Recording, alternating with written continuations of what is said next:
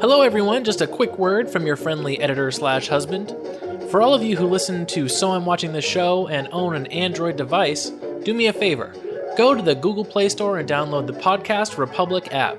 It's a fantastic app that allows you to get all of your favorite podcasts directly on your Android devices. I use the app and love it. I can search for the podcasts I want to listen to, select them as favorites, and have them all just a click away. Make sure you set So I'm Watching the Show as a favorite so you don't miss any new episodes. Again, the app is Podcast Republic, available on your Android device. Thanks! What was the other one? The first one being Krampus. What was the other one you were talking about last night? Like a movie we were gonna watch? No, the Christmas creature. Sinterklaas. Sinterklaas. What is that? He's Dutch. I had a Dutch friend in college named Sydney, and I don't think she's listening, but hi, just in case. And she used to tell us about Sinterklaas every year. It's basically Santa, but Dutch. Oh. He's mostly the same. I think they have like a couple of slightly different traditions, but he's not bad. He's Santa. Oh, okay. He's more like Saint Nick, who is a little more gray than like regular Santa Claus, who is only benevolent. But yeah. Sorry, that wasn't as exciting as I feel like you wanted it to be. Yeah, I was expecting like, I don't know, wings and stuff. No, he's just normal. It's there's another one though that I don't remember. My mom had because she collected all the Santas. She had a Santa and then a counterpart, and I don't Black Peter or something. Yeah, that's a problem. That they do that in like, oh God, what country? Black Peter? Yeah. Oh. It's like it's like Austria or something, and just the whole town goes out in blackface, and it's a real problem because that's not what the statue looked like. I want everyone to know that that's not what the little figurine looked like. It was just like a gray. He was like a man wearing all gray. Mm-hmm. Yeah, and he was like a Christmas Eve thing, I guess. We're gonna navigate away from that one. Yeah, we can stop talking about that whenever. Sorry.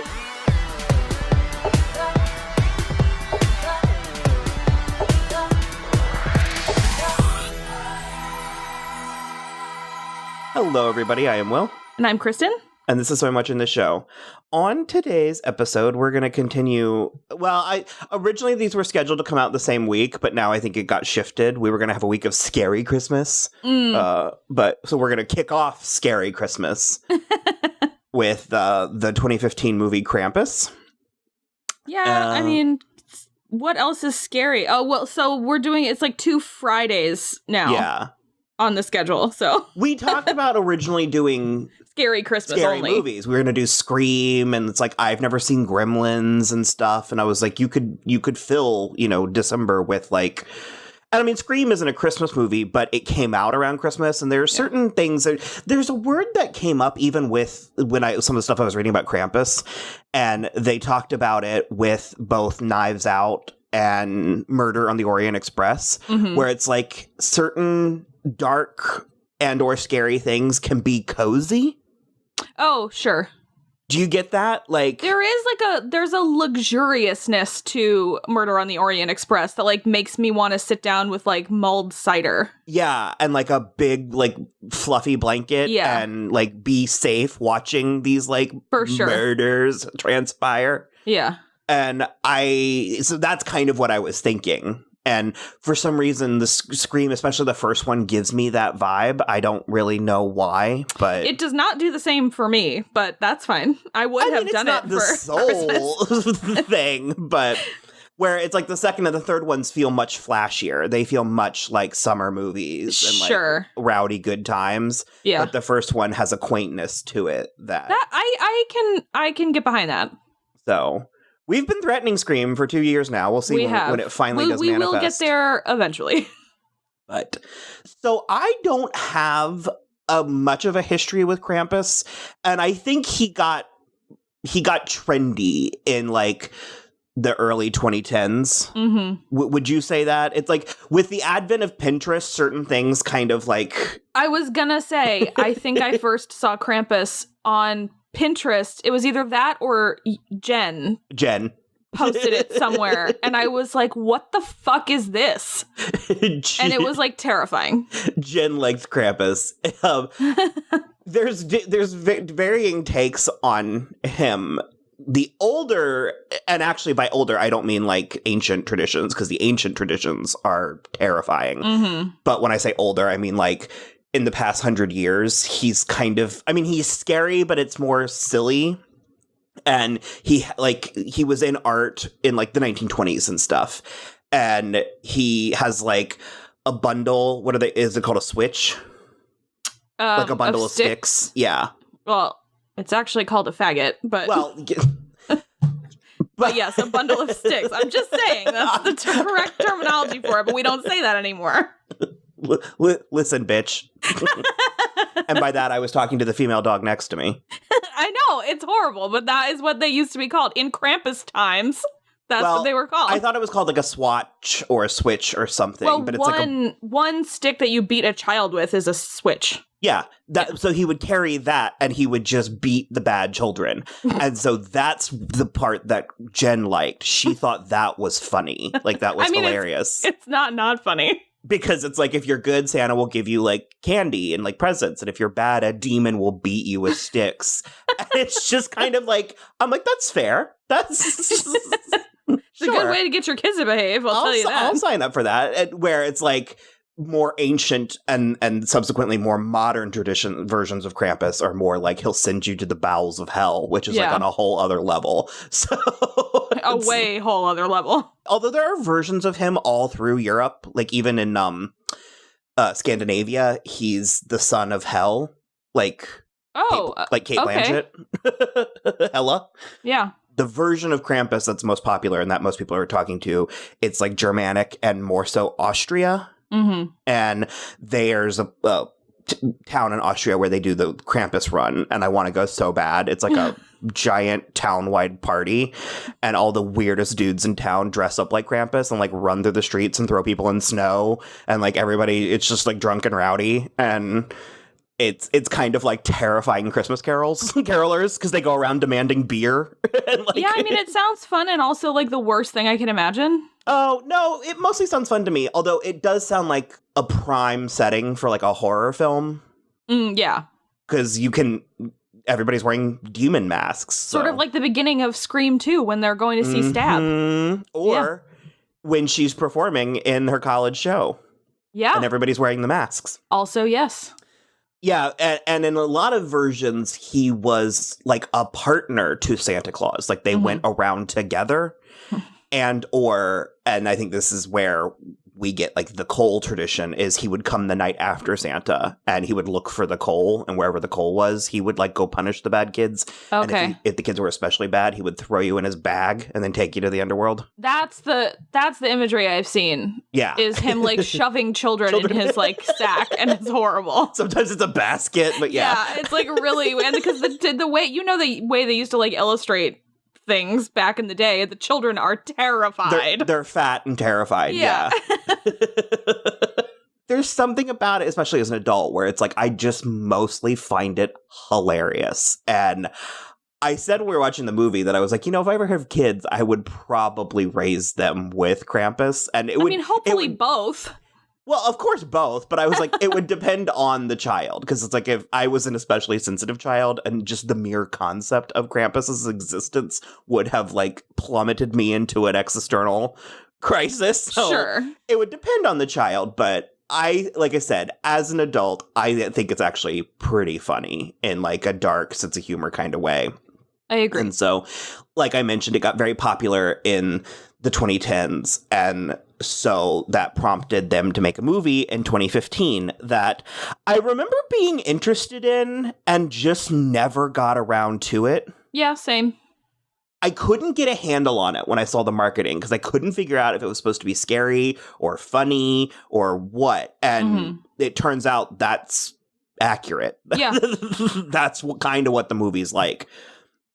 And so we sat down last night to watch it, and the director is Michael Dougherty. Dougherty, probably. Dougherty, okay. and it was written by Todd Casey and Michael Dougherty and Zach Shields. And it's got some people in it. It's Adam Scott, Toni Collette, David Koechner, Allison Tolman, and is that her name? Conchata Ferrell, yeah. Wow. Yep. I used to think she was Kathy Bates when I was younger. I would get them confused. She is very similar to Kathy Bates, yeah. I loved it. Yeah, I had a good time. ... It's one of these movies. I feel a little bit weird because we just did, our previous episode was Anna Karenina, and we had a weird conversation in that suited that movie and that episode. But I feel like I'm going to say contradictory things in this episode. Okay. And I think sometimes my appraisal, because there's that word, my appraisal of movies does also depend on the movie. And so it's like, I'm not going to measure Krampus with the same yardstick that I'm using to measure Anna Karenina. No, of course not. You shouldn't. So I am going to say the thing that I criticized last week, where it's like, for me, this movie is a example of something where the whole is worth less than the sum of its parts. I think it's the individual parts of this movie that I found so interesting, and less the movie as itself. Okay. Does that make sense? Yes. Because though I really enjoyed it, I did sort of tune in and out of it. Mm-hmm. Like there were parts where the movie was good. When it was good, I was like really into it. And then when it was kind of like meandering a little bit, I was kind of like, I'm going to go, in the kitchen and do something. But I think the thing that I loved the most about it is that it was just weird. It was so weird. So weird. That's like one of the only things I tweeted about this movie. I just was like, Krampus is a real weird time. And it is. That is what it is. It's so weird. And I don't want to say ambitious because, frankly, it could have been more ambitious. It's fairly modest. This was a $15 million budget, which is on the lower side for a movie, especially a high concept like a fantasy film. So in that regard, it's very within its rights. Mm-hmm. But it's like there's a scene in the middle of the movie where they go into like a Three Brothers animated sequence, and you were like, did you say ambitious there? Yeah, I did. I was like, this is an ambitious turn in this movie that like I wasn't anticipating to have something like this, because that's the thing about, the Harry Potter movies.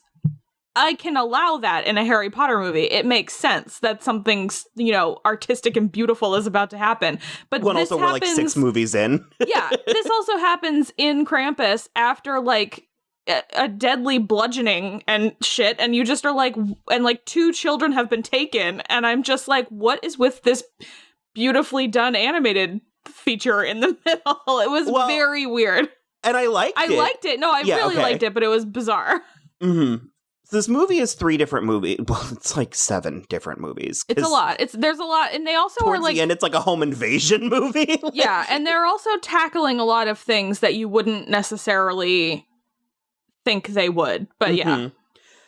And I was prepared for like 2 or 3 of the different movies it was going to be, but not all of them. And the plot is you have Adam Scott and Toni Collette's family. It's like the 2 of them, and then their well-behaved little boy and grandmother. Mm-hmm. And then they're not in-laws, but it's like her family. Toni Collette's sister and her husband and their children. And they come and they're comically terrible and very middle of the country type of people. We gotta lay off. We really should find another phrase for that.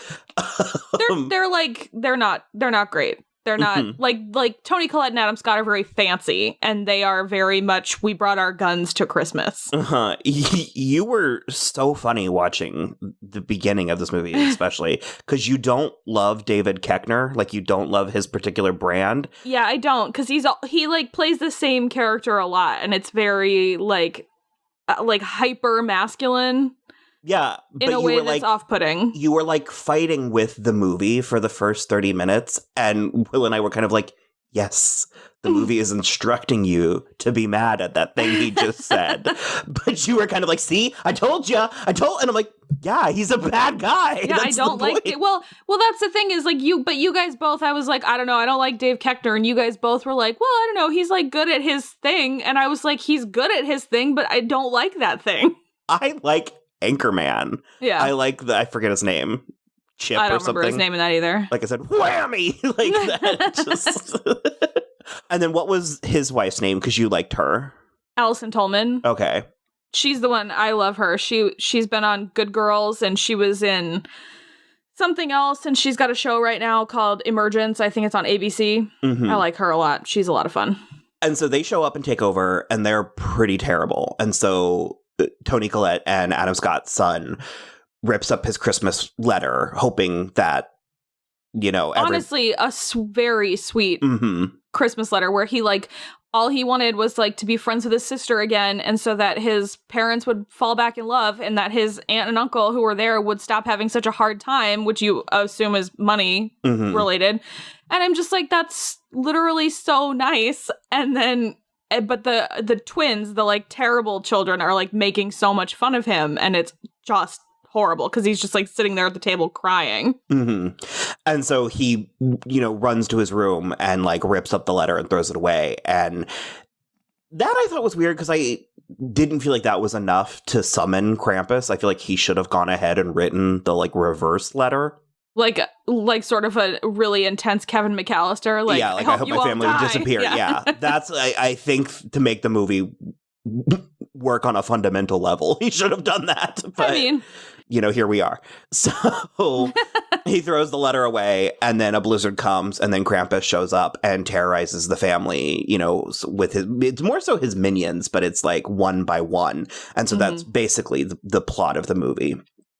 And so I was saying that there were 2 parts where the movie really worked for me. 3, including the ending, but the 2 were when the sister was going to her boyfriend's house. Stupid in the middle of a blizzard. Okay, well, I did this. I mean, not to a boyfriend, but we had a blizzard in 2001, I want to say. And so I called my friend Amy and I was like, you want to come over and play in the snow? And she was like, sure. And so she lived around the circle, around the lake. We were walking and it was like a third of a mile, or like it was less than half a mile walk. And it took us 45 minutes just to meet in the middle because the snow had gotten so high. And so by the time we got back to my house, she was stuck at my house for 4 days. It was a blast. We were 15. Like, I can't tell you how many movies we watched. But so I really related to that part. But, and I guess you're right, it is the boyfriend part of it that's kind of... It's not even that. It's just like, Toni Collette gave in so easy when she was like, I have to go check on my boyfriend. And it's like, no, you definitely don't. And it's a blizzard, and absolutely not. The power is out. It's unbelievable. You're like, this isn't even a question. No, not even a question. Because especially the thing is if I had tried to do that, you sound like your parents. I do sound like my parents, but that's the thing is, like, even if it weren't a boyfriend, if I was like, if I lived across the circle from you or Amanda or somebody in high school, and I was like, hey, I'm just gonna, like, pop over in the middle of this blizzard, NBD, my parents would have been like, absolutely not. Are you out of your mind? Well, you missed out. Well, so anyways. I also didn't keep living in places with snow, so it's kind of moot. So anyways, she's going to her boyfriend's house, and it's the first appearance of Krampus, and that, in my opinion, was the best he ever was in the whole movie, because he's, like, jumping from roof to roof, and, like, the way the camera is like, positioned, and the whole scene of him chasing her down, up to including her going, like, under the car and hiding, that was one of my favorite parts, and that was one of the places where I, like, came around the corner, and I was like, you guys, I think I might love fantasy horror films. Which we have already well established. Well, but it's a newer thing that I just was like, oh, interesting. I like really high concept stuff. Because for a while, movies were so normal, and it's like, no, I want to see weird shit. Yeah, I agree. Cats coming this Christmas. So we're going to be like, after that movie comes out, I fully anticipate at least one of us being like, I'm good now. Go back to normal. For me? Me, probably. I got you. And so the other place where the movie really, really worked to me was the attic scene. when like shit hit the fan in the attic. And I'm gonna go ahead and say there are tonal inconsistencies in this movie. I agree. It's very like sometimes it's like pretty scary, sometimes it's really funny, sometimes it's like nothing but commentary, and then there's really weirdly placed touching moments of like family sincerity. Well, yes. But that stuff I was sort of prepared for. That stuff I was sort of fine with. It's more so the fact that I feel like the movie can't decide on what its stakes are. Because we had a debate halfway through where you were like, the daughter's dead, right? And I was like, I don't think so. And I was like, I said that feels mean in the way that the movie hadn't properly earned. And so there's just a handful of times where characters, in my opinion, weren't having appropriate reactions because the movie needed to go places. Right. Because Alice, her name was Allison, you said? Well, her real name is Allison Tolman. Yeah. I don't remember character names. Allison. Linda. Yeah. She's down like 2 children and she's like, kind of like, oh no. And I was just kind of like, whoa. Like, we see that clown thing eating one of her daughters. Yeah. And I mean, it's a high task for an actor to ask an actor to appropriately translate that. And I think they do the best they can. But again, back to that, well, that's all during the attic scene. But the single best reaction is from Toni Collette in the entire movie when the fucking angel monster came out and Toni Collette has like a psychotic break. That's the weirdest, the most ambitious, and animation aside, and scariest part of the movie. And I was cackling. Yeah, I mean, I also think, not to discount anyone else, because I do think Allison Tolman and Adam Scott are really great, but Toni Collette is absolutely the best actor in this movie. And so it's like, I think it's correct that she's able to, I guess, maybe like plumb some emotional depths that the other ones can't really. She did a similar thing in Velvet Buzzsaw, where it's like, she's really good at when being asked to play like 3 different tones at the same time. She can really navigate that. Yeah. Because we were just talking about her in Knives Out, because I was listening to the podcast Keep It, and they were like, she pulled off like Dippy, like Daffy, in a way that I wasn't quite anticipating. And to which I said Muriel's Wedding was her first movie, and she is so Dippy in that. But I was wondering what we were building up to, because there was moving into spoilers, if you're listening to this episode about this movie for that sort of thing. There was a point where I was like, they're gonna come back, right? Like, the family's going to, not that I thought it was a literal nightmare, but I was like, we're gonna wake up from this. And at one point you thought that the family was the snowmen in the yard. Well, Will said that. It was Will. Because every time one of them went away, there was a new snowman in the yard whenever Max looked out the window. That was interesting, to a point where I almost wish that's what they did. I super loved Krampus and the design of him. Also voiced by Gideon Emery. Oh, that's right. I forgot you told me that while we were watching it. Yeah. Pull the Demon Wolf audio. Know me. You've never seen anything like me. I am the alpha of alphas. I am the apex of apex predators. I am death, destroyer of worlds.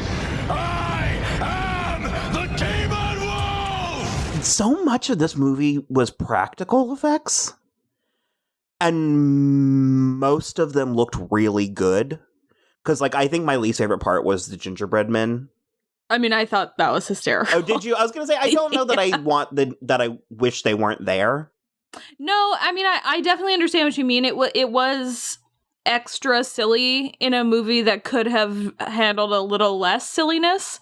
But, or more. I mean, I still thought they were so funny. Yeah, less or more silliness. Like, you needed to, like, go all the way silly, or I don't know. I agree with what you said earlier that it was like tonally inconsistent because there were moments that were just like really deep family drama. Mm-hmm. And then there was like a flying on fire gingerbread man trying to eat Dave Koechner, who then gets eaten by the dog. And it's like, I guess. I was going to say the gingerbread man where one of them was Seth Green. Oh, funny. Because I think I said we spent a little bit more time with all the minions, and I wish we actually got some Krampus. Although my guess would be that was a big and expensive and difficult puppet because we don't see his face a lot, and the handful of times that we do, it doesn't move a lot. Yeah. So I think that's one of the reasons why we don't see him too much. And I would rather not see him enough than see him too much. Oh, for sure. And I was surprised when he looked like he had a humanoid face, but he had the terrifying goat eyes. Yeah, I hate goat eyes. Like more so than Maleficent. It was like, wow. And the tongue was so weird and so good. Oh, I fucking kind of loved this. But yeah, I mentioned the tree angel was my favorite. I didn't love the bear. It was fine. When she screamed, like, a bear's coming, I thought a literal, like an actual bear was going to come, and then it was a teddy bear, and I was like, that makes sense. I don't know why I was expecting. Yeah, but again, that's like one thing that's like a scotch too silly is like the teddy bear. Yeah. Because like the rest of them are, I don't know. It's just all, I agree with you on like pretty much every count. So what was the clown? I assumed it was just something that was like in the attic. Or was it like out of the Jack-in-the-Box? I think the things were coming out of the presents because the clown was so strange because it was like an alien wearing a clown suit, but it was like a clown doll, like almost like a nutcracker. And that was odd. And again, not necessarily in a way that I wish they didn't do it, but part of me was like, sweet Jesus, what the fuck? Like, well, there's also part of me that's like, why were you giving something to your child that looks anything like what that is? That seems like deliberately mean. I think those things were in the presents that Krampus left on the door. Oh, okay, yes, that makes more sense. Gotcha. Okay, that makes a lot more sense. And so there was also a robot the robot was pretty funny and hellish because it was just like stabbing Adam Scott. And you know how I feel about stabbing. And it was big enough to be a deterrent. Like it was big enough to hurt, but not really big enough to like actually kill him. And so I was just like, and I don't think I'm missing anything. There were the elves, which that was another place where I was like, this movie has gone off the rails, but we didn't have we didn't have too much time with the elves because like when they like crashed the party like something out of fucking Legend. Yeah. And that's when it turned into a home invasion movie. So I guess that does bring us to the end. I mean, are there any other things that you... well, we didn't really talk about the grandmother very much. No, I don't think that there was a lot to say, but she was cool. She was pretty cool. 7 different movies. Because I was gonna be like, there was like a sins of the mother thing happening. It was very. I really enjoyed it, but it also was a little whiplashy, I guess. Where it was like every time I felt I had a handle on it, it did something different. And that animated piece in the middle where I was like, I get it. I'm in the right place. I understand. And then it was like that really weirdly beautiful animated piece in the middle. And I was like, I don't know what I'm watching. Because it turned out that this was like a curse that the grandmother had like inflicted when she was a child. And frankly, and this is the other part that like kind of doesn't, or this is another part that kind of doesn't make sense, is that like it was like when she was a child in Germany or Austria or whatever, and they were poor and starving and the people in the town were awful, and so she wished they would all die. And it's like, that was fair. They stole her bread from her. Yeah. And then her dad ripped her Santa in half. I was like, so her wish was to punish them was fair. And so Krampus showed up and like killed everybody, took them all to hell or something. And then when she was prepared to finally like confront him, he didn't take her. It was like kind of like a promise to come back later. Yeah. And so she had it in the back of her mind that one day she was going to have to pay for this. And so that's where I thought we were going, was I thought that she was going to end up sacrificing herself somehow. Mm-hmm. And then I was like, that's interesting, because then the kid, I don't remember his name, but I was like, Max. Max will have to then do that in the future. And so I kind of thought of it as like this weird familial curse that just sort of keeps repeating. And so that's what I was prepared for the ending. Sure. And we didn't really get that. What we kind of get, and this is something that I've referenced on this podcast several times, and it's funny because I've not seen this movie, but it gave me sort of a Drag Me to Hell vibe. Because I remember being interested in that movie when it came out, and the premise of that was that it's Alison Lohman, right? Yeah. That she, like, doing her job properly, denied an old woman, like, a loan, and the old woman was, like, a witch and then cursed her. And so it's like she didn't really do anything wrong, but she got cursed anyways. And so I remember you guys saw it and I didn't. And when it was over, spoilers for Drag Me to Hell, I asked you, I was like, does she get dragged to hell? And you were like, yeah. And She sure does. I was like, oh, okay. And so this had a similar vibe where I was trying to figure out what the, like, trick ending was going to be. Mm-hmm. And it turned out that there wasn't one, that they all get dragged to hell. Yeah, so in the trivia on IMDb, it says apparently there are 2 fan theories. The first is that they are trapped in the snow globe, condemned to repeat Christmas morning for eternity in a twisted version of hell. Or 2, they were given a second chance, and the snow globe is Krampus's means of watching over them. But Michael Dougherty will not confirm which is true. Okay. Because of the silliness. I think the silliness wins out on the horror. And so because of that, I do prefer the second.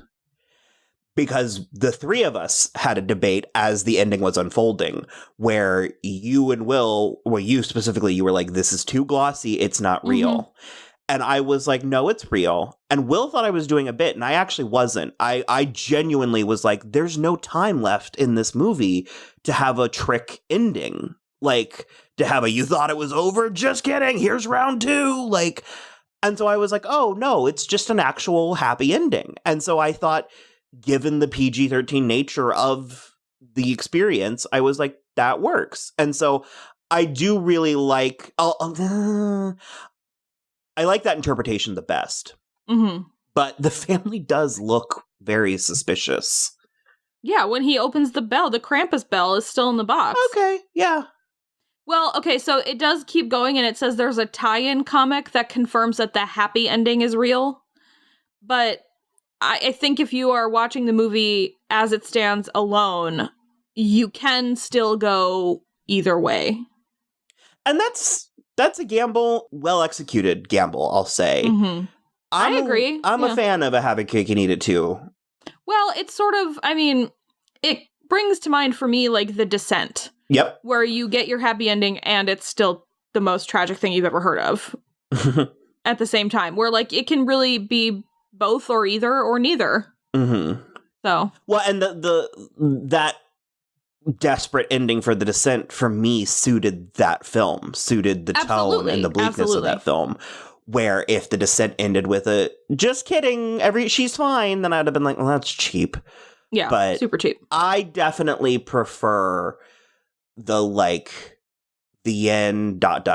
question mark. I like that way better than enjoy hell, fuckers. Like, yeah, totally. Because he also did the right thing, where it's like Max, like, at the end, when it was just him and his awful cousin, they were awful, but also they were set up for failure.